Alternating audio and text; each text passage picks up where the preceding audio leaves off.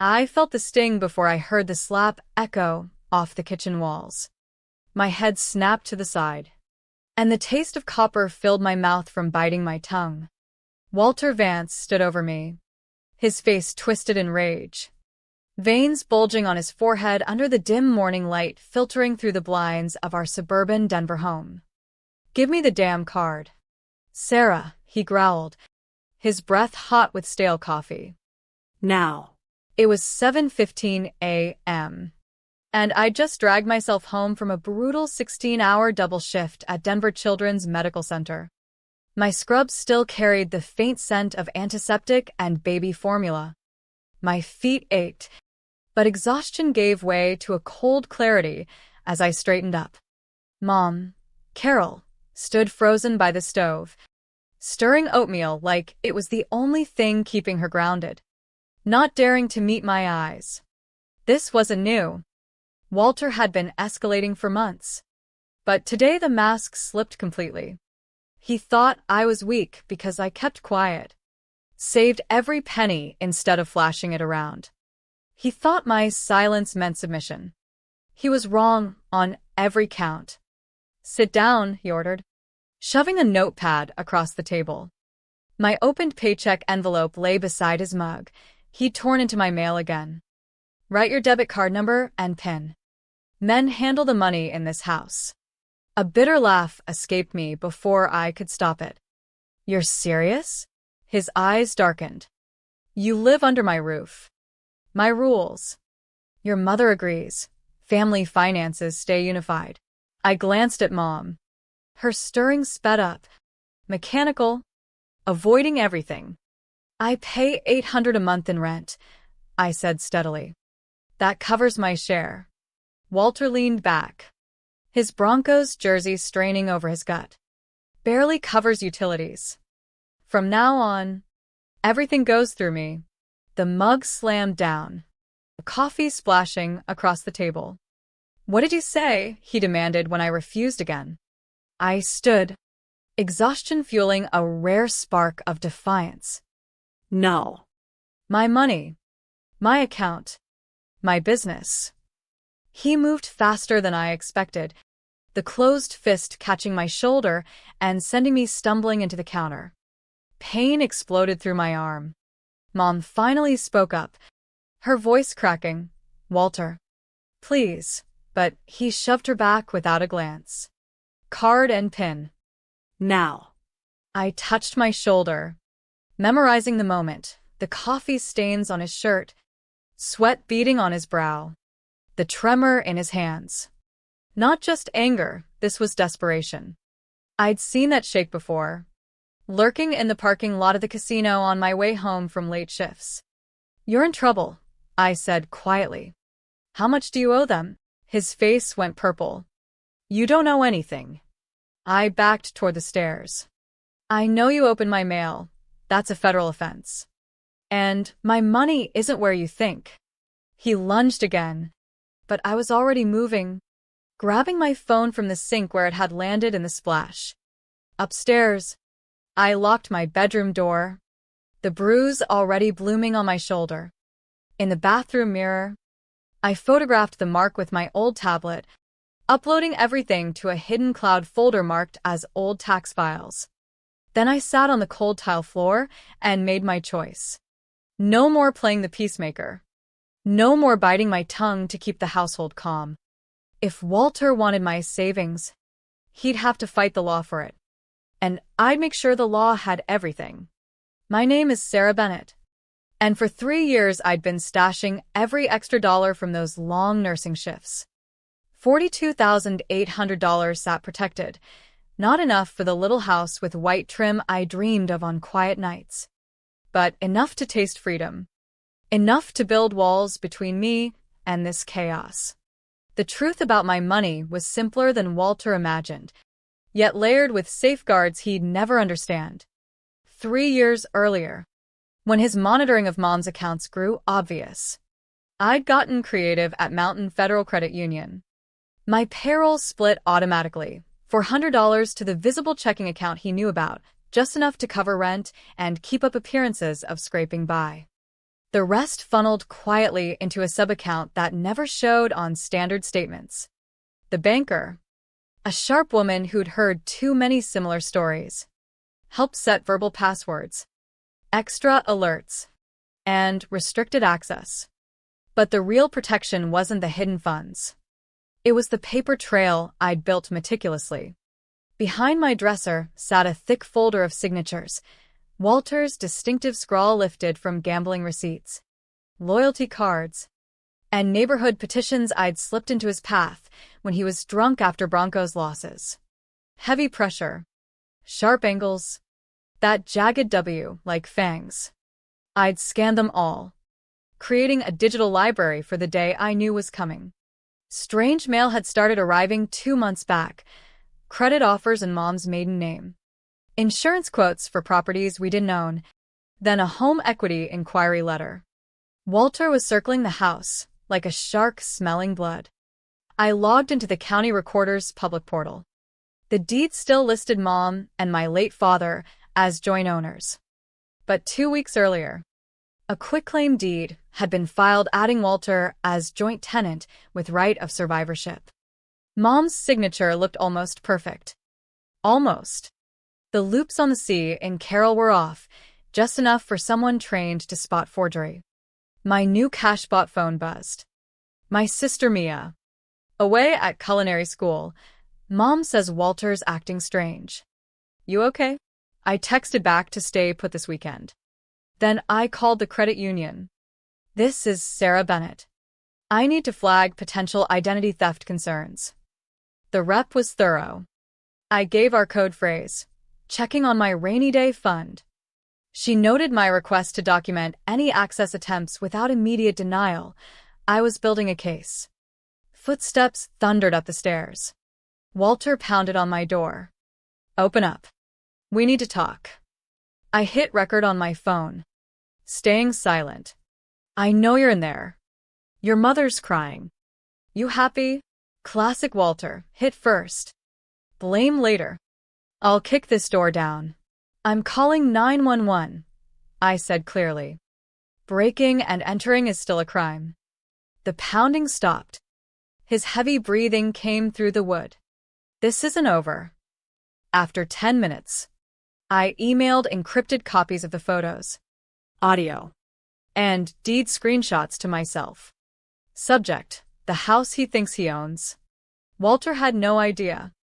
My $42,000 wasn't the real prize. It was bait. The real weapon was every forged signature, every fraudulent filing, every desperate move he was about to make. Tomorrow, I'd start pulling the threads that would unravel him completely. The next morning, I called in sick for the first time in 2 years. My supervisor heard the strain in my voice and didn't press. Nurses recognized the signs of trouble at home. First stop, the courthouse clerk's office. I explained I was verifying family property records, sliding my ID across the counter with a calm smile. 20 minutes later, certified copies were in my hands, the original deed, probate papers from Dad's passing, and that suspicious quitclaim. The forgery stood out sharper on official paper, Mom's signature traced too perfectly, like a practiced imitation. But the gut punch came from the home equity line of credit filed just 3 days earlier. $180,000 approved by a predatory lender. Fast cash equity. Signatures, Carol Bennett and Walter Vance. Witnessed by his buddy Bradley, a contractor who'd lost his license years ago for fraud. I photographed everything, paid the copying fees, then drove to my coworker Rachel's place. Her husband Marcus, a paralegal, spread the documents across his kitchen table. This is textbook elder financial abuse. Deed fraud. Possibly wire fraud. He made calls, confirming $50,000 already withdrawn in cash advances at 3 casinos over 72 hours. Your stepfather has a serious problem. Marcus coached me through filing a police report and emergency restraining order paperwork, emphasizing the assault photos. By 3 that afternoon, I sat across from Detective Elena Chun at the Denver precinct. She reviewed my evidence with quiet intensity. Financial Crimes Unit will want this. But we start with the immediate threat. You're still living there. For now. Mom won't leave him. Her expression softened. You can't save someone who won't save herself. But you can protect yourself. She photographed the bruises again. Started the order process. Fraudulent deeds can be reversed, but it's a process. The loan is messier, civil court if the lender was negligent. Criminal charges will hit him fastest. My phone rang on the way out. Mom. Sarah. Honey. Please come home. Walter's sorry. He's stressed about money. He forged your signature on the deed. Mom. Took out $180,000 loan. Gambled away $50,000 already. Silence stretched. I would have known if I signed. Did he have you sign something recently? Said it was refinancing. Another long pause. Last month. For a better rate. I didn't read it closely. Her voice broke. Oh God. I'm handling it, I said. But I can't come home yet. Restraining order is coming. He can't be within 100 feet of me. That evening, I parked outside the credit union, reviewing my plan. Tomorrow I'd set the trap, let Walter think he'd won. Offer a portion of my savings to draw him out. A text from an unknown number. You think you're smart? Your mom's credit is ruined. Stop now or I max out every card she has. I screenshotted it grimly. More evidence. Thursday morning. I called Mom. Voice small and defeated. I've been thinking. Maybe I'm being selfish. I have about 20,000 saved. If it helps the family. Hope flooded her voice. Oh, honey. That would mean everything. Walter's been so worried. Can we meet at the credit union tomorrow at 4? Make it official. Bring him too. After hanging up, I coordinated Detective Chun for unmarked units, the fraud manager Janet at the bank, and private investigator Tom Rodriguez for hidden cameras. Friday dawned gray and drizzly. I arrived early, positioned at a visible lobby table. Phone recording. Tom sat nearby with his concealed briefcase camera. They walked in at 3:58. Walter strutted in a polo and khakis, trying for respectability, but sweat stains and hand tremors gave him away. Mom trailed nervously. Sarah, he smiled too wide. Your mother says you want to help. I'm proud. I kept my tone neutral. I thought we should make this official. Documentation alone. Not a gift. Terms. Interest. Repayment. We're family, he said. Sitting too close. No contracts needed. The IRS disagrees. Anything over 15,000 needs paperwork. His face tightened. Don't get technical. Withdraw it in cash. Hand it over. Or what? His grip shot out, seizing my wrist. Or I make your life hell. That bruise was nothing. The security guard approached. Is there a problem? Walter released me reluctantly. Red marks circling my wrist. He slid pre-filled withdrawal forms. Power of attorney, already completed in his handwriting. You fill these out? I asked loudly. To save time. Just sign. I studied the power of attorney. This gives you full access. Dated yesterday. Stop stalling. The guard moved closer as Walter's voice rose. I pushed a blank slip forward. Show me how you want her name spelled for accuracy. He scribbled angrily, fresh signature sample. I hovered the pen over the line. Actually, I should read these first. Sign the papers. His roar filled the lobby. The guard radioed for backup. You think you can play me? Walter stood. I own that house. I own your mother. No, I said calmly. You stole from her. The forged deed. The Hellick. Bradley witnessed it, your buddy who lost his license. Mom gasped. Walter's face drained, then flushed. Janet Morrison arrived with more guards. "This man is trying to coerce me," I said clearly. "He filled these forms himself. Security footage, recordings, witnesses, everything captured." Walter lunged, knocking over the chair. Officers entered with Detective Chun.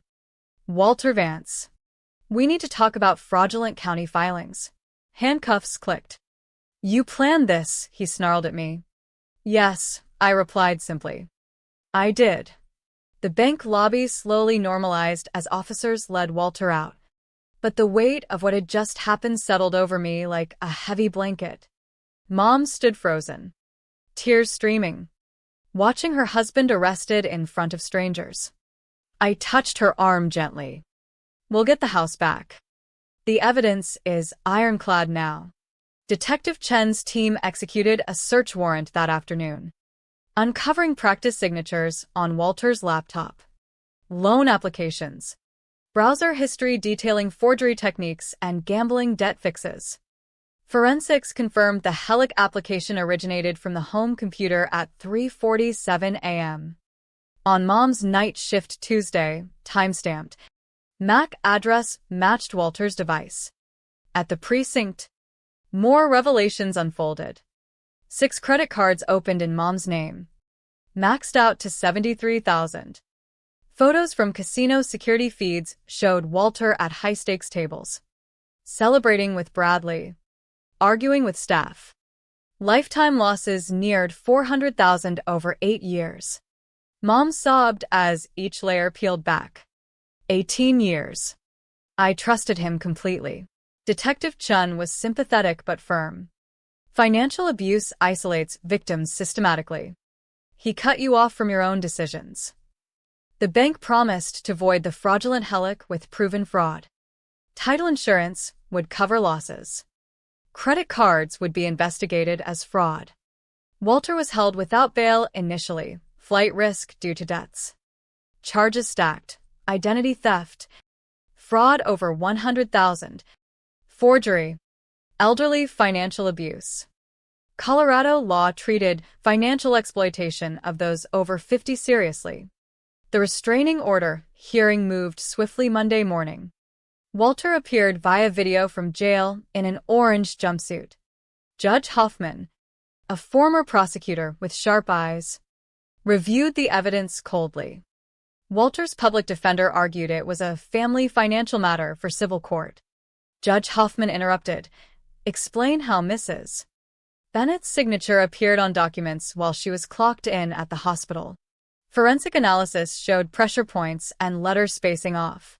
Digital evidence included 67 practice signatures. Security footage from the bank played, Walter grabbing my wrist, demanding signatures, lunging across the table. Walter couldn't contain himself.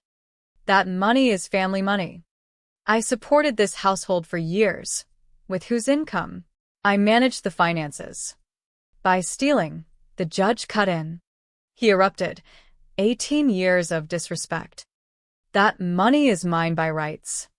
These females need to learn their place." The courtroom went dead silent. His lawyer visibly deflated.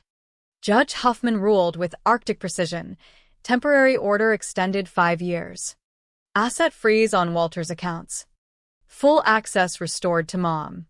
500-foot distance prohibition. No contact. Firearms surrender. Any violation, felony. Outside court. Mom stood taller. "It's really over?" "The trial's still ahead," I reminded her. "But he can't touch us now." Weeks later, Walter's sister hosted what he called a reconciliation dinner. He was out on bail with an ankle monitor, claiming jail had changed him. Mom wavered. "Maybe he's sorry." I knew better, but saw the opportunity. We arrived with backup. Detective Chun on standby. Our lawyer documenting. Tom Rodriguez outside filming. Walter played humble in a button-down. No jersey. He offered an envelope. Quitclaim removing his name. Financial disclaimers. Even a partial confession of poor judgment. A USB drive was taped inside, supposedly passwords to hidden accounts with $30,000 from Mom's aunt's inheritance. He leaned in privately. Everything's there. Just write the prosecutor asking for treatment over prison. Gambling's a disease. Mom reached for it. I stopped her. I examined the USB via phone app, not records. But keylogger malware meant to capture passwords if plugged into a computer. Red and blue lights flashed. Officers entered. Walter Vance. Under arrest for restraining order violation. Attempted bribery. Conspiracy to commit cyber fraud. He shouted denials. But the recordings. Bribe offer. Malware evidence sealed new charges. Bail revoked. As they cuffed him again, his mask shattered. You stupid bitch. I offered you money, more than your pathetic nurse salary will ever see. My salary bought our freedom, I said. Yours just bought more prison time. The final layers of Walter's schemes crumbled under scrutiny. His first wife had filed similar abuse reports 12 years earlier. Dropped post-divorce. Investigators reopened it. Finding patterns. The DA piled on charges, pushing for 15 to 20 years. Mom filed for expedited divorce on fraud and abuse grounds. The house returned to her sole ownership via court order.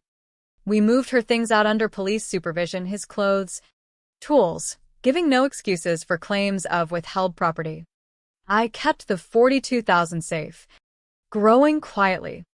It wasn't just savings anymore. It symbolized survival. The down payment on independence. Testifying would be hard, but the evidence mountain made conviction likely. Walter's lawyer floated plea deals to avoid trial. I refused anything short of full guilty pleas. One afternoon, Mom and I grabbed ice cream, real, full fat. Her choice on her own dime for the first time in years. She laughed genuinely, the sound freeing something tight in my chest. The ultimate victory wasn't just handcuffs or prison bars. It was two women choosing their path without fear. In a house he couldn't enter.